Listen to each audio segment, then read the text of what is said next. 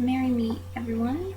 You're going to hear me say Merry Meet twice in this video because I just made the video showing you my altar with this, but I forgot a couple things I wanted to share. Something I wanted to share is that essential oils can be really helpful, and I like to sometimes involve them. Also, meditation CDs. I find it nice and sometimes important for me to do a guided meditation, to tune in, or to listen to some relaxing music. So I sometimes put things of that nature on my altars as well. I also have a video, I think it's titled Menstruation Spiritual, something of that nature, talking about, well, the topic is pretty much like the title, but when I did that, I thought that I might be making more videos on this topic and in relation to this, which I have not, but I may. If that's something that you'd be interested in, or if you have specific ideas, things that you think would be good for me to do a video on or blog writing on, please share that. If it's you want to share but you aren't comfortable leaving a comment, just let me know and we can arrange to communicate with email or something like that. Anyways, I'll leave you to the altar tour, and I hope that is helpful and you all enjoy it. Thanks. Merry Meet, everyone. I apologize if the lighting isn't that great. It's the best I can do. I wanted to show you my menstruation altar. I don't always do one, to be honest, but I sometimes like to do this. I guess I don't always do it because I just feel like I'm always somewhere in my cycle and I don't do one for every phase in my cycle, my ovulation and so forth. And I don't, honestly, I sometimes have other altars in place and I don't always feel like removing them to do one, but I really like to do it sometimes because, I don't know, it just makes me feel good to do that. So I wanted to share and, give you a little idea, and I'm going to share what these stones are. So here I have a postcard of a moon goddess, painting of a moon goddess, and I just think of this one as kind of my menstruation goddess most of the time. Just a red fairy, really. She's also got a heart, so I sometimes use her in other altars as well as I do the moons. And then this is another portrayal of Luna, and I have a red candle that I made with soy and palm wax. I no longer use palm wax, but I've had this one laying around. It's got a couple shades of red. Over here is an offering cup.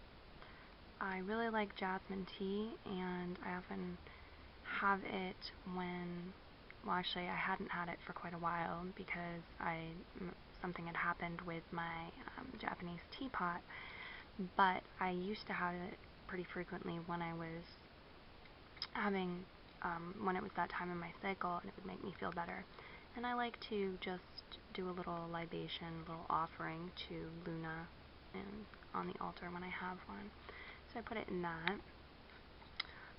Over here I have a little red journal that I sometimes write in when I'm menstruating, just to keep track of what I've been going through during that part of my cycle. And then I have a couple of rings here. This is Moonstone. Hi kitty, what's going on? They've really been seemingly wanting to be involved in my videos lately, so that's interesting. And then I have this here, which has different phases of the moon on it. And I have some other stones here as well. This is Moonstone. And this is a ruby. This is rhodonite. I think that's how you pronounce it. This is a really beautiful stone. I love this. I love them all, but this one is, I think, the newest to me. And then I have a big piece of orange calcite. So I thought that I would read to you a little bit about these stones, because there's a reason that I put them there. It's not just their colors. They can be really helpful with various aspects of menstruation, cramps, and more, so I wanted to share. But before I did, when I started making the video, it occurred to me that I actually have some other depictions of the moon that I often put on an altar when I do a menstruation altar that I didn't share. This is a moon candle I made from upcycled wax. That's often on there. I have some clay moons sitting over by that right now that I made quite a while ago. I often put those up there as well, just to give you some ideas of things you can do if you want to do your own. Okay, so I want to just read a little bit to you about these stones. Moonstone, I'm going to do moonstone first. Moonstones are really beautiful, creamy white, oftentimes anyway. Moonstone helps to soften the ego, attracts harmony, increases receptivity and awareness. It can bring emotional balance and flexibility. It promotes nurturing and expression and tenderness. There's, of course, more to these stones. You can look them up online and read more of their properties, their healing properties. I'm going to read a little more about moonstone. It has a healing affinity with the stomach, spleen, pancreas, pituitary gland, unblocks the lymphatic systems, relieves anxiety and stress, aids birthing process, helps female problems. Emotional balancer, helps lessen tendency to overreact emotionally. Flexibility in attitudes, aligns emotions with higher self. It's a good stone for the heart chakra. I also think it's a good stone for the sacral chakra, and sometimes even I have used it with my third eye and my crown chakra. So that's a great one. Rhodonite, this beautiful pink and black stone. Rhodonite is used to soothe the nervous system, also just vibrates love. Holding the stone promotes relaxation and enhances well-being. It's used to clear the psychic centers, raises self-worth, and wards off negativity. I've used it with my root chakra and with my heart chakra, and I love it. I just love its energy. It's been really wonderful and very helpful for me. I've actually had these two stones sitting with Kuan Yin for quite a while. Ruby.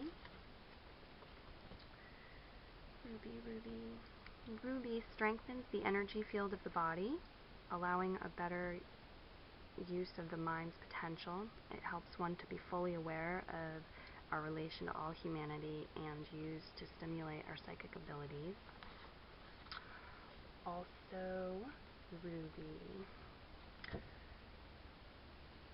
aids regeneration of physical and spiritual heart, enhances circulation, so that's really good for cramping and issues of that nature. Vitalizes blood and entire body-mind system, strengthens immunity, activates sluggish or dormant conditions on physical, spiritual levels, refines lower passions, courage, integrity, selfless service, joy, spiritual devotion, power, leadership, helps banish sense of limitation.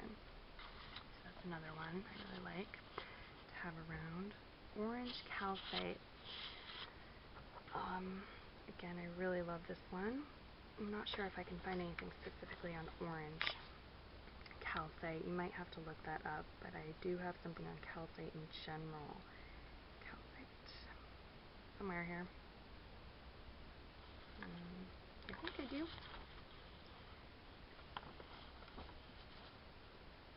Calcite aids the kidneys, pancreas, and spleen, balances male and female polarities. So I find that helpful during this time. Alleviates fear, reduces stress, emotionally balancing, grounds excess energy. Again, I find that important and helpful for me. increases capacity for astral projection, joy, lightness, works with chakras and attitudes according to color of stone. So being an orange calcite, it is really good for the sacral chakra, and that is a big part of why I use it during this time. I do use it on my sacral chakra. I sometimes lay with these stones on me and wear the rings. I don't only wear the rings during my menstrual cycle, but I guess that's about it. I just wanted to share. If you have anything you would like to add, questions, comments, please leave them below. I'm now on Patreon. If you'd like to support me on Patreon, I leave the link for that down below in the description. If there's any issue with that, please let me know. I'm going to be looking into that. I looked at it myself and it looked like there might be an issue, but I'm not sure, so just let me know if there is. Thanks, Merry part and merry meet again.